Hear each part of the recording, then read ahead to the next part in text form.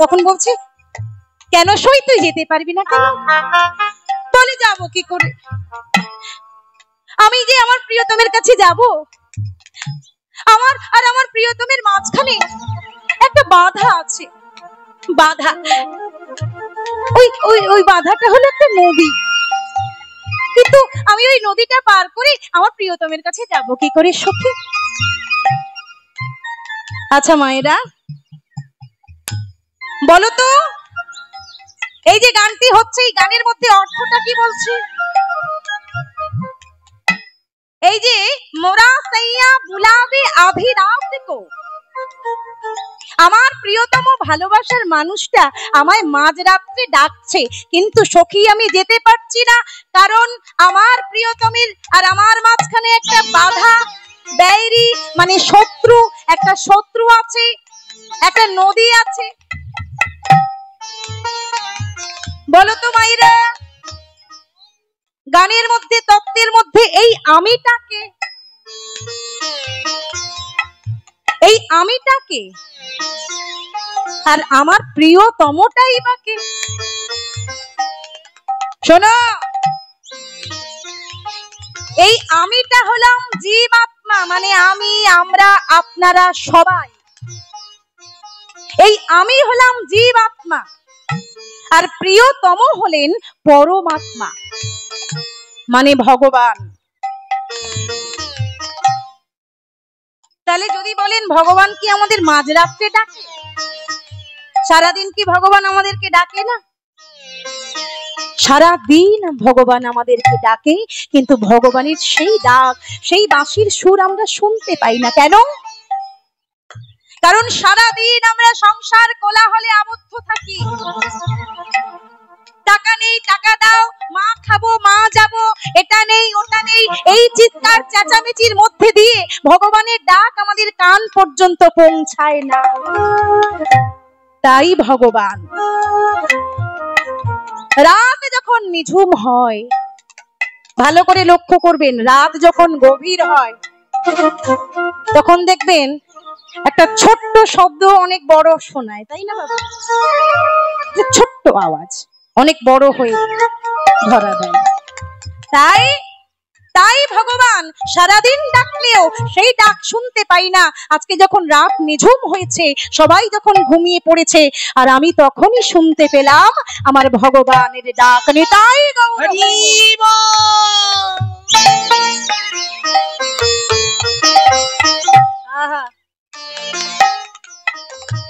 কিন্তু সই আমি যাব কি করে? আমার ভগবান আমায় ডাকছে, কিন্তু আমি আমার ভগবানের কাছে যেতে পারছি না, কারণ আমার আর আমার ভগবানের মাঝখানে রয়েছে একটা নদী। কোন নদী? মায়া নদী। এই মায়া নদী পার করে আমি আমার ভগবানের কাছে যেতে পারছি না। নদিয়া রে ভাই, বলো ধ্বনি, নদিয়া রে ভাই,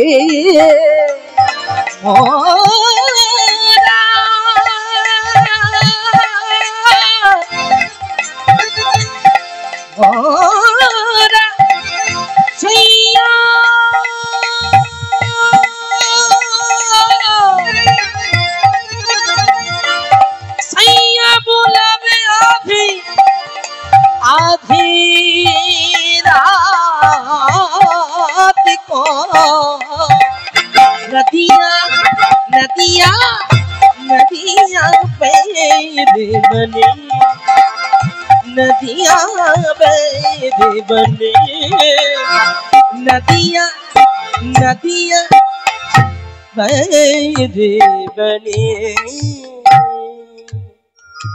আরো একটু তত্ত্বপুত্র শুনুন। বলছি, গহরি নদিয়া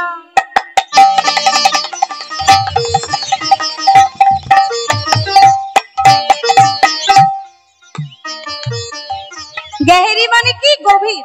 গহরি নদিয়া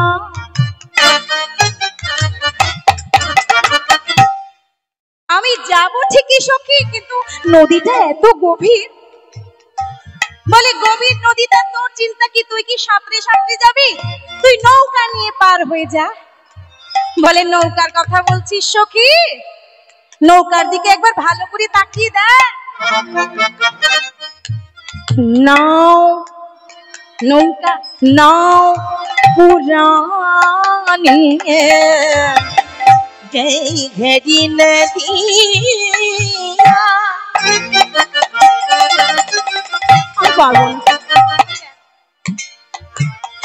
घड़ी नदिया এই মায়া নদীটা বড্ড গভীর বাবা। না পুরা এই মায়া নদীতে যে একবার ডুব দিয়েছে সে আর কোনোদিন উঠতে পারে না।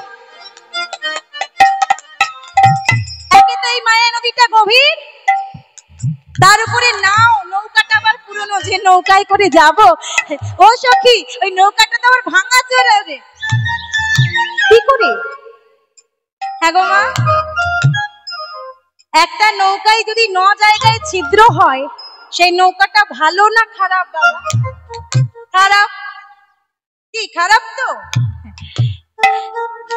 মানে নৌকাটার তত্ত্ব কোথায়? এই যে নৌকা কোথায় জানো? আমাদের এই দেহের সঙ্গে তরীর তুলনা করছি। এই দেহ তরী, এই দেহ নৌকা নিয়ে আমরা পারাপার হব ওই পারে, কিন্তু এই দেহ নৌকায়, দেহ তরীতে 9 জায়গায় ছিদ্র, এই ভাঙা নৌকা নিয়ে যাব কি করে? নিতাই গৌর হরি। কেমন করে ভাঙা? লক্ষ্য রাখবেন, দুটি কর্ণ ছিদ্র, দুটি চক্ষু ছিদ্র, দুটি নাসিকা ছিদ্র, মুখ বায়ু উপস্থ, এই নবছিদ্র যুক্ত এই দেহ তরী নাও পুরাণে घड़ी नदिया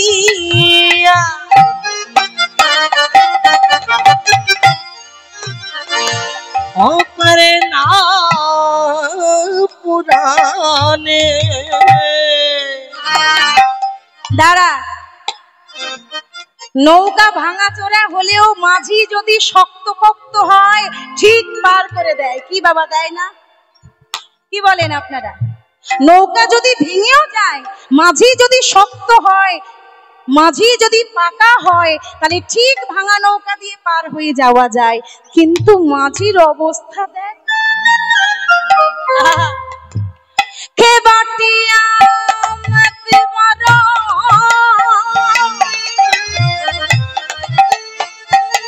যে নাবিকের পাল্লায় পড়েছি ওই নাবিক আবার মাতাল। কোন মাতাল নাবিক? এই নাবিকটাকে, এই দেহের তত্ত্বটাকে জানতে হবে, তবেই ভালো লাগবে কীর্তন। দেহের তত্ত্ব আমরা যারা না জানতে পারবো, তারা কোনোদিন ভগবানের তত্ত্বকে আমরা বুঝতে পারবো না। খেবাতিয়া মাতবারো মানে মাতাল, যে নাবিক আমায় পার করবে সে আবার মাতাল। নাবিকটাকে, মাঝিটাকে, এই মন মাঝি।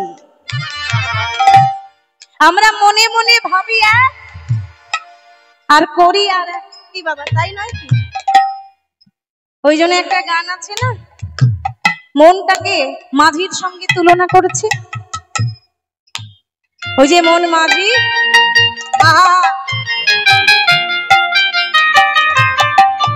কি বলছে?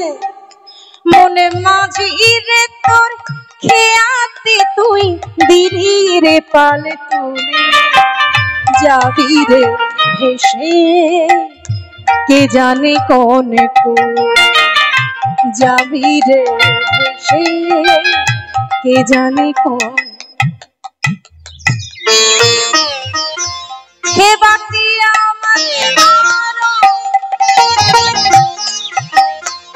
নাবিকে আবার মাতাল, শুনে নাহি মরিবার মরিবার, নদিয়া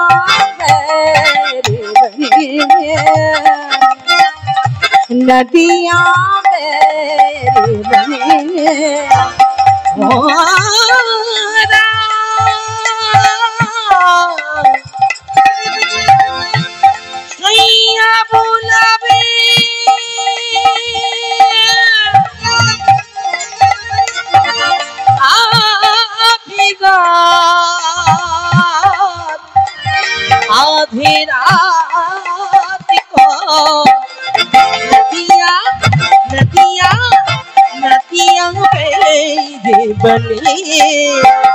नदियां पे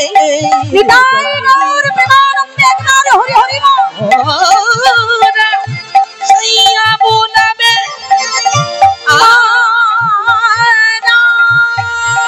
आधी रात को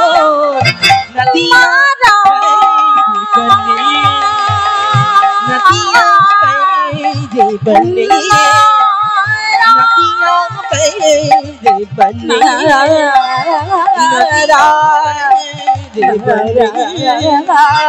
नदियां नदियां नदियां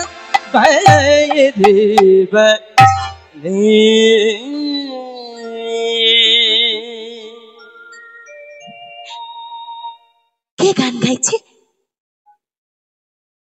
কে গান গাইছে গো? এত সুন্দর কণ্ঠ। তখন বিল্লমঙ্গলের সঙ্গে যে বন্ধুটা গেছিল সে তখন বিল্লমঙ্গলের হাত ধরে টানছে,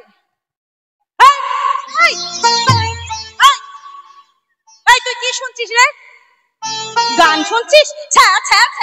কানে আঙুল দে, কানে আঙুল দে। ওই গান মানুষে শুনে? ছি ছি ছি, একটা নোংরা মেয়ে ছেলে গান গাইছে, আর সেই নোংরা মেয়ে ছেলেটার গান তুই দাঁড়িয়ে দাঁড়িয়ে উপভোগ করছিস। চলে আয়, চলে আয়।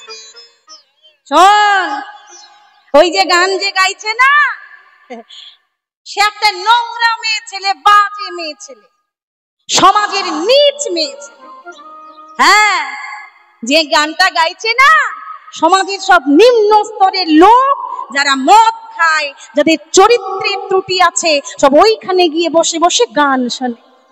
আর তুই একটা ব্রাহ্মণের ছেলে হয়ে তুই ওই বাইজির গান শুনছিস? চলে আয়।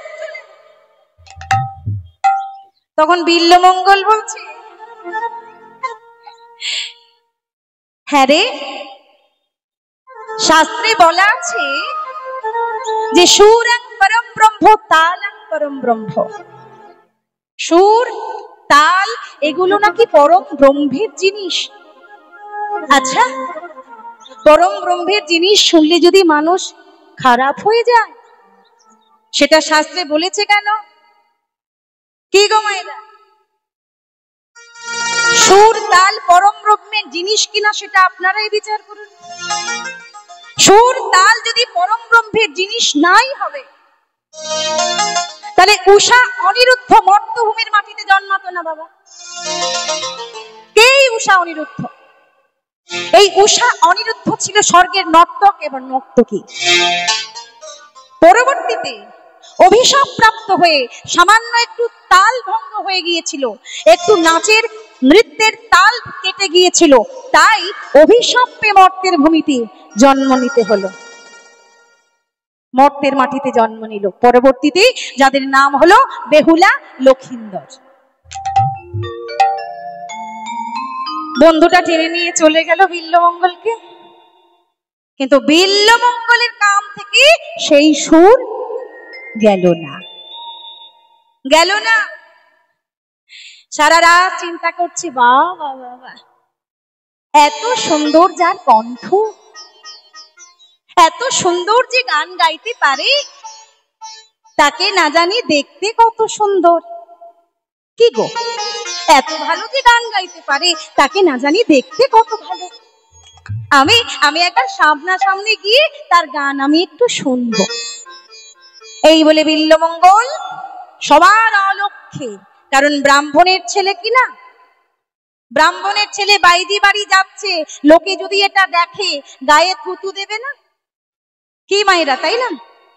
সমাজে যাদের প্রভাব আছে, প্রতিপত্তি আছে, যাদের একটা শক্তি আছে সমাজে, ব্রাহ্মণ বলে কথা, সে যদি বাইজি বাড়ি যায় তাহলে লোকে মন্দ কথা বলবে না?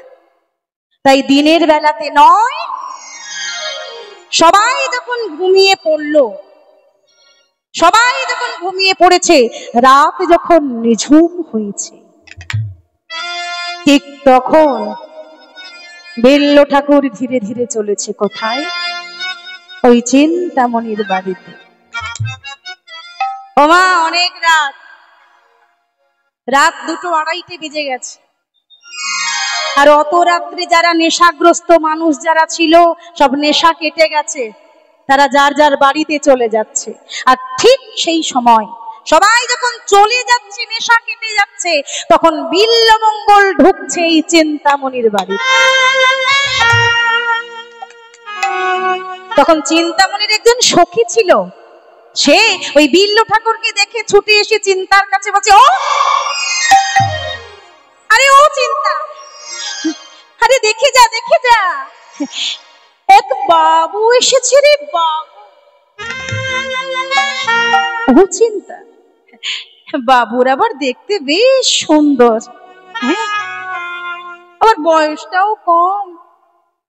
আরে ও চিন্তা, একে যদি তুই একবার নাচের আকর্ষণে, একবার গানের মোহে, একবার রূপের বশে আকর্ষণ করতে পারিস না, তাহলে ওর ঘরের যা সম্পত্তি সব তোর হয়ে যাবে। তখন চিন্তামণি ছুটে গিয়ে বলছে, বাবু বাবু আসুন আসুন, বাবু আসুন আসুন, আপনি গান শুনবেন, বসুন। হ্যাঁ গো, সকালবেলা ওই কৃষ্ণবেন্না নদীর ওই পার থেকে তোমার গান আমি খানিক শুনেছিলাম, আমার খুব ভালো লেগেছে জানো। তাই তোমার গান, কেমন গান, কেমন তোমার দেখতে, আমি একটু সামনাসামনি শুনতে এলাম। আপনি গান শুনবেন বাবু? হ্যাঁ, কিন্তু আপনাকে কি গান শোনাই বলুন তো? কেন, তুমি যে গান গাও ওই গানই আমায় শোনাও না। বাবু, আমরা মানুষ চিনতে ভুল করি না, কারণ রোজ কত মাতাল, কত নেশাগ্রস্ত মানুষ আমার কাছে আসে, আমায় ফুলের তোড়া উপহার দিয়ে যায়, আমার গান শুনে, আমার নাচ দেখে টাকার তোড়া ছুঁড়ে দিয়ে যায়। আপনাকে এক নজর দেখে আমার তো আপনাকে খারাপ বলে মনে হলো না বাবু। আপনার মধ্যে রসবোধ আছে, তার উপরে আপনি একজন ব্রাহ্মণের ছেলে, তাই আপনাকে আমি একটি ভজন আঙ্গিক গান শোনাই, শুনবেন বাবু? গাও গাও গাও, তোমার এত সুন্দর কণ্ঠ, যে গান গাইবে সেই গানই চমৎকার লাগবে, গাও। বসেছে বিল্ল ঠাকুর একদিকে, আর অন্য প্রান্তে বসে চিন্তামণি গান গাইছে।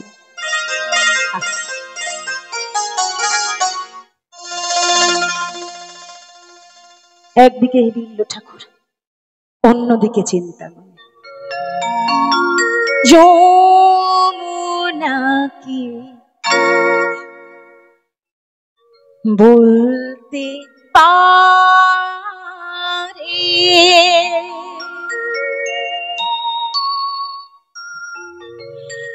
কতবার কেঁদেছে রাধা, যমুনা কি বলতে পারে, আর মনে চলতে গিয়ে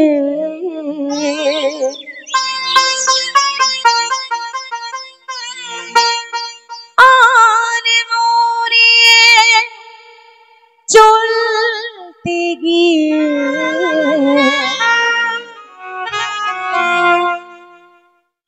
কোন পথে পেছে বাধা, যমুনা কি বলতে পারে,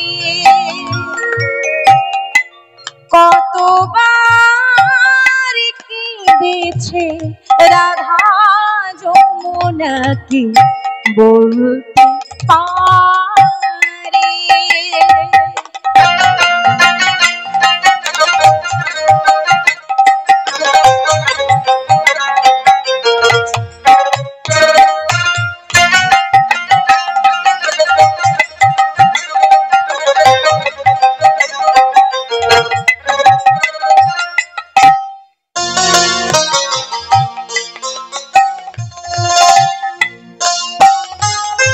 রাধা এত কেঁদেছে,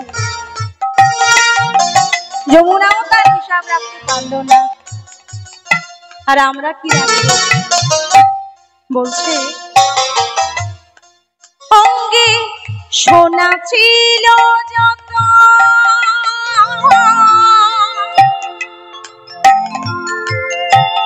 কলঙ্কে দ্বিগুণ তত, অঙ্গে সোনা ছিল যত, কলঙ্কে দ্বিগুণ তত, ও কালে চন্দন অবিরত, ও কালে চন্দন অবিরত, কালিন্দির ওই কালো জলে,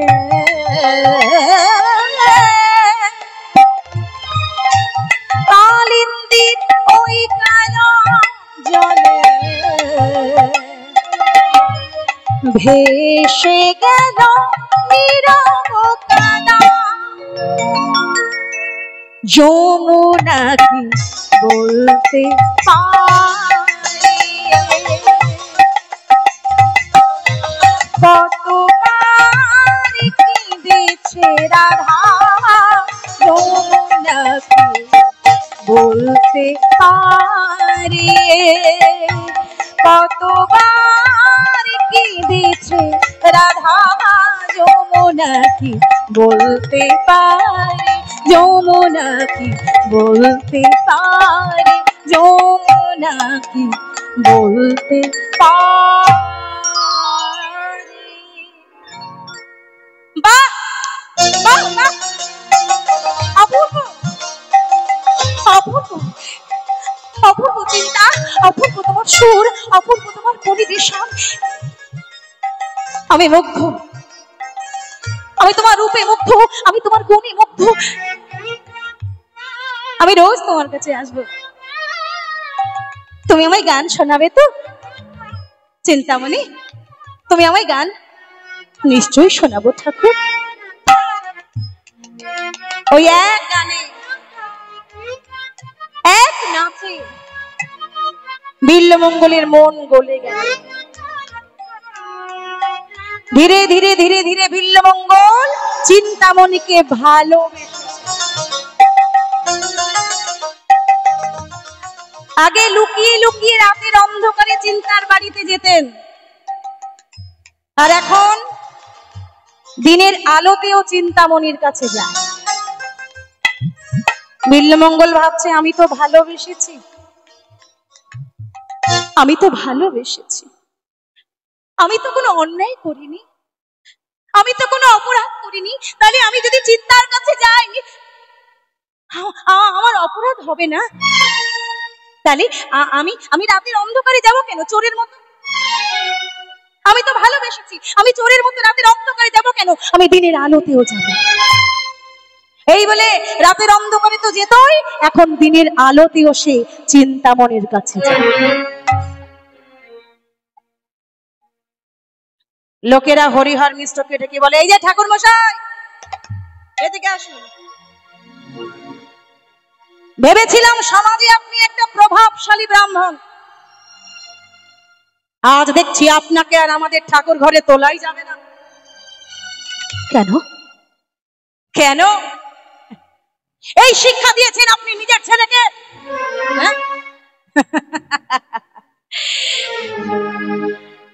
আমরা সমস্ত ব্রাহ্মণ সমাজ আপনার বিরুদ্ধে হয়ে গেছি। হয় নিজের ছেলেকে সুপথে ফিরিয়ে আনো, না হলে আপনাকে আমরা বহিষ্কার। শুনুন ঠাকুর মশাই, অনেক অনেক সহ্য করেছি, আর নয়। নিজের ছেলেকে এইবার সামলান, এখনো সময় আছে। ওই বাইজি বাড়ি থেকে যাওয়া ওকে বিরত করুন, ওকে আটকান, রক্ষা করুন নিজের ছেলেকে। ভক্তমণ্ডলী মায়েরা, আপনাদের ঘরের যদি কোনো ছেলে কুপথে চলে যায়, আমাদের ঘরের যদি কোনো ছেলে নষ্ট পথে চলে যায়, খারাপ পথে চলে যায়, লোকে যদি আমাদেরকে ডেকে বলে ছেলেটা নষ্ট হয়ে যাচ্ছে, ছেলেটা বদমাইশ, ছেলেটা নোংরা, ব্যবহার খারাপ হয়ে যাচ্ছে, কি গো মায়েরা, যার ছেলে তার কি ভালো লাগবে শুনতে কথাগুলো?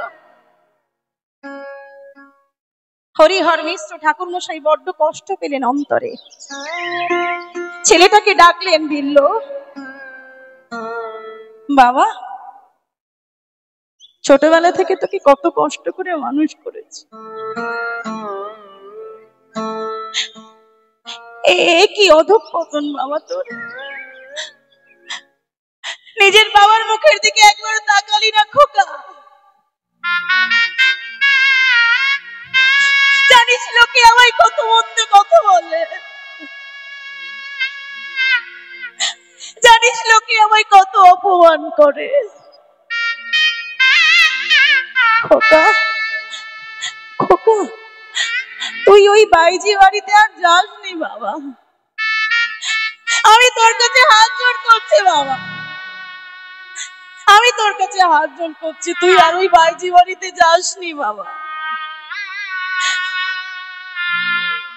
বাবা কত অনুরোধ করলো, কত অনুরোধ, কত অনুনয়, কত বিনয়, কিন্তু বিল্লমঙ্গল চিন্তামণির প্রেমে এমনই পাগল, বাবার কথাকেও সে অমান্য করে চলে যায় ওই বাইজি বাড়িতে।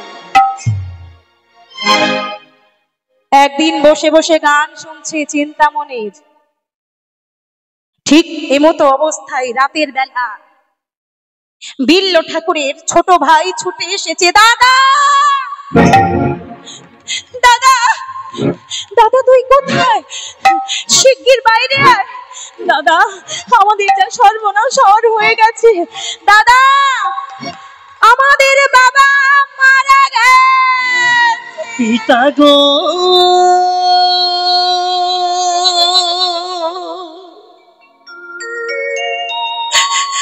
আমাদের বাবা মারা গেছে।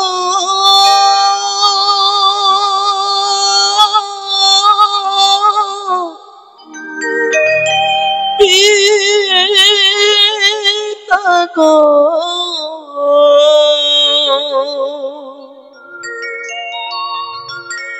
ও গো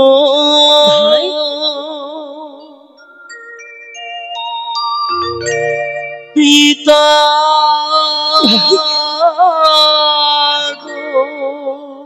কি বলছিস ভাই? এ তুই কি বলছিস? গো চুপ করে আছিস কেন? উত্তর দে, বাবার কি হয়েছে বল না।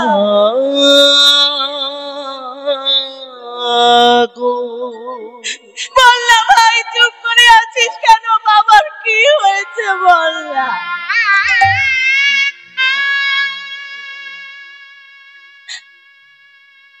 দাদা, তুই বাইজি বাড়িতে আসিস বলে লোকে বাবাকে কত মন্দ কথা বলে, তুই জানিস?